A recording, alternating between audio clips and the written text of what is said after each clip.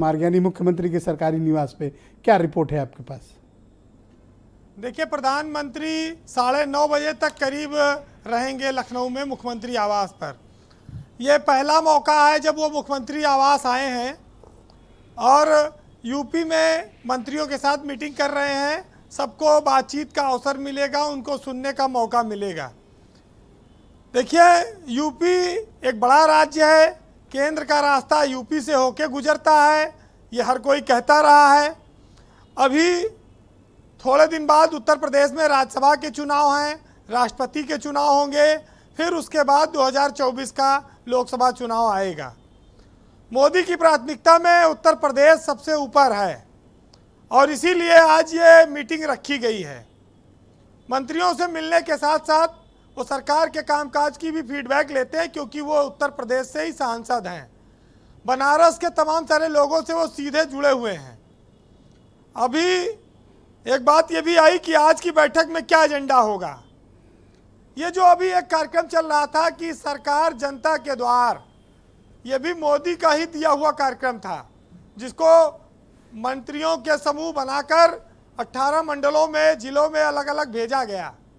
ये लोग इस बात को जान लें, प्रधानमंत्री नरेंद्र मोदी के और बहुत सारे निर्देश हैं बीजेपी सरकार को। मुख्यमंत्री, उप मुख्यमंत्री, इन सबको जिम्मेदारियां दी गई हैं कि ये प्रदेश को अलग अलग हिस्सों में बांटकर वहां पर लगातार जाएं, काम करें, रात्रि प्रवास करें, जनता की समस्याएं सुने।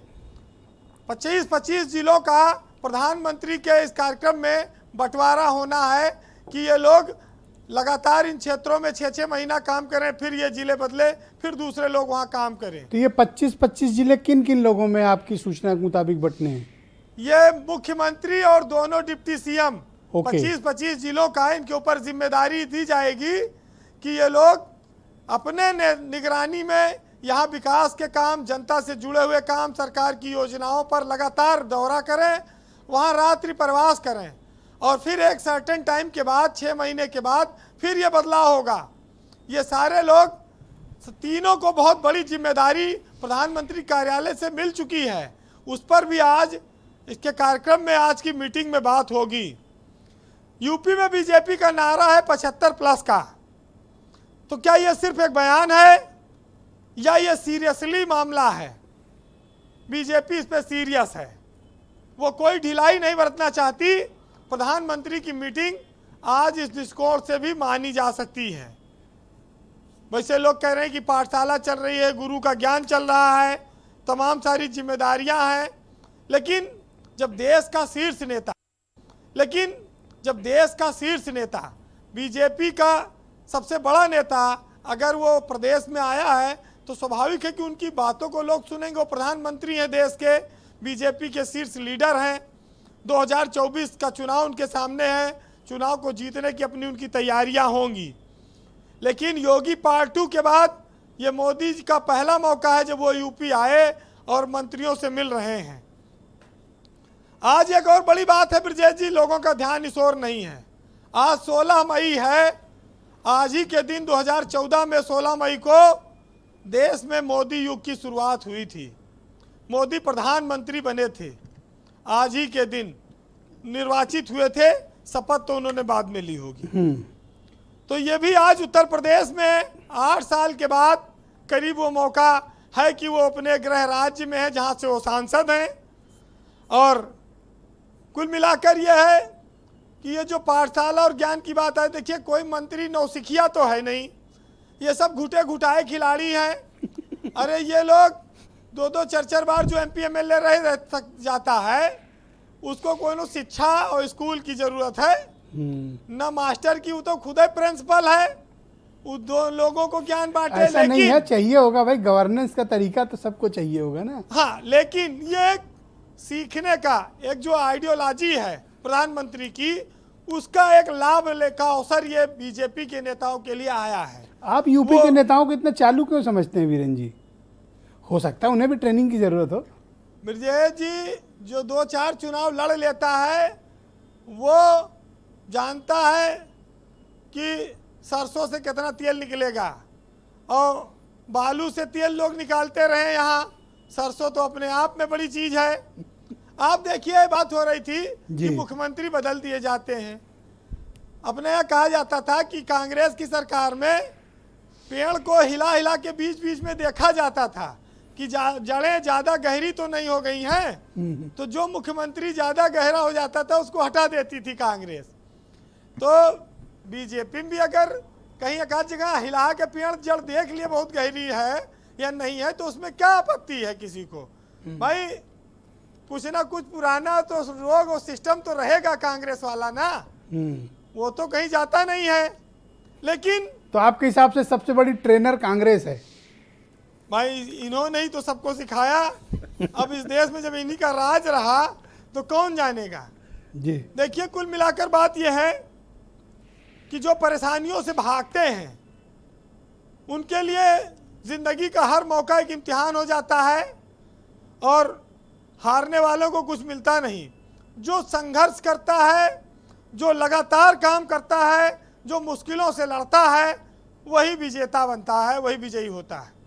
भाजपा अगर देश की सबसे बड़ी पार्टी बनी तो कभी तो बहुत छोटी पार्टी थी, तो रात दिन मेहनत की उनके नेताओं ने। मोदी के आने के बाद पूरा युग परिवर्तन हो गया, भाजपा कहां से कहां पहुंच गई। तो भाई माइक्रो मैनेजमेंट, बूथ पे उनके नेता काम करते हैं, उनके पास हर बूथ पर पन्ना पर एक टीम है, वो वोट डलवाती है। इतना किसान आंदोलन हुआ, इतना नेताओं को बेइज्जत किया गया, इतना उनको गांव में नहीं घुसने दिया गया, कालिखें फेंकी गई, उसके बावजूद बीजेपी के लोग जाते रहे ना, और वोट डलवाया उन्होंने और सरकार बना ली। तो ये सब चीजें पर ये बताइए, 2-2.25 घंटा रुकना प्राइम मिनिस्टर का ही कोई सामान्य बात नहीं है, ये एक असामान्य बात है। तो क्या ये मैं मानूं कि ये 2024 यानी लोकसभा चुनाव की तैयारी की पहली बैठक है?